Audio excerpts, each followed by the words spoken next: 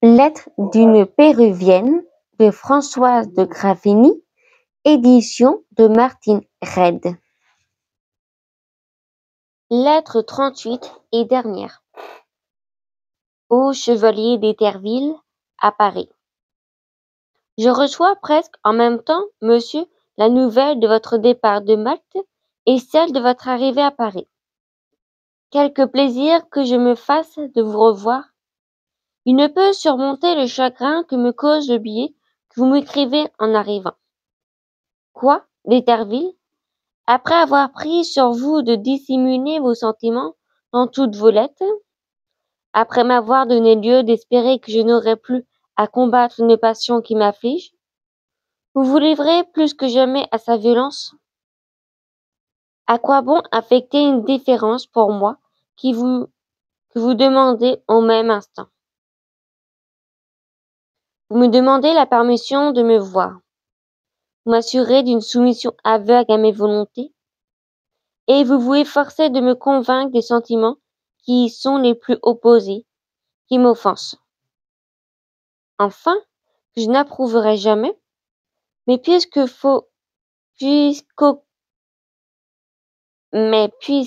espoir vous séduit, puisque vous abusez de ma confiance et de l'état de mon âme, il faut donc vous dire quelles sont mes résolutions plus inébranlables que les vôtres.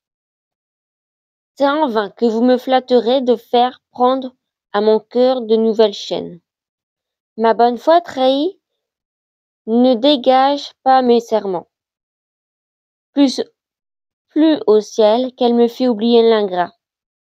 Mais quand je l'oublierai, fidèle à moi-même, je ne serai point par jour. Le cruel hasard abandonne un bien qui lui fut cher. Ses droits sur moi ne sont pas moins sacrés. Je puis guérir de ma passion, mais j'en aurai jamais que pour lui. Tout ce que l'amitié inspire de sentiment est à vous. Vous ne la partagerez avec personne. Je vous les dois. Je vous les promets, j'y serai fidèle. Vous jouirez au même degré de ma confiance et de ma sincérité. L'une et l'autre seront sans bornes. Tout ce que l'amour a développé dans mon cœur, ce sentiment vif et délicat, tournera à profit de l'amitié.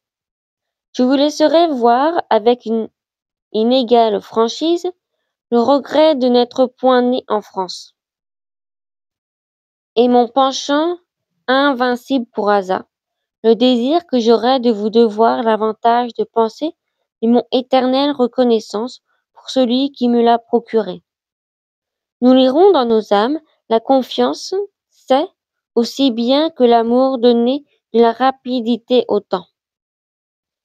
Il est 1000 moyens de rendre l'amitié intéressante et d'en chasser l'ennui. Vous me donnerez quelques connaissances de vos sciences et de vos arts. Vous goûterez le plaisir de la supériorité. Je le reprendrai en développant dans votre cœur des vertus que vous n'y connaissez pas. Vous honorerez mon esprit de ce qui peut le rendre amusant. Vous jouerez de votre ouvrage. Je tâcherai de vous rendre agréable les charmes naïfs de la simple amitié. Et je me trouverai heureuse d'y réussir. Céline, en nous partageant sa tendresse, répandra dans nos entretiens la gaieté qui pourrait y manquer. Que nous restera-t-il à désirer? Vous craignez en vain que la solitude n'altère ma santé. Croyez-moi, d'Éterville, elle ne devient jamais dangereuse que par l'oisiveté. Toujours occupée, je saurai me faire des plaisirs nouveaux de tout ce que l'habitude rend insipide. Sans approfondir les secrets de la nature, le simple examen de ses merveilles n'est-il pas suffisant pour varier et renouveler sans cesse des occupations toujours agréables?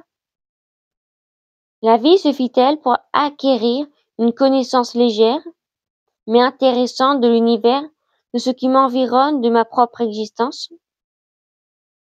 Le plaisir d'être, ce plaisir oublié, ignoré même de tant d'aveugles humains, Cette pensée si douce, ce bonheur si pur, je suis, je vis, j'existe, pourrait se rendre heureux si l'on s'en souvenait, si l'on en jouissait, si l'on en connaissait le prix.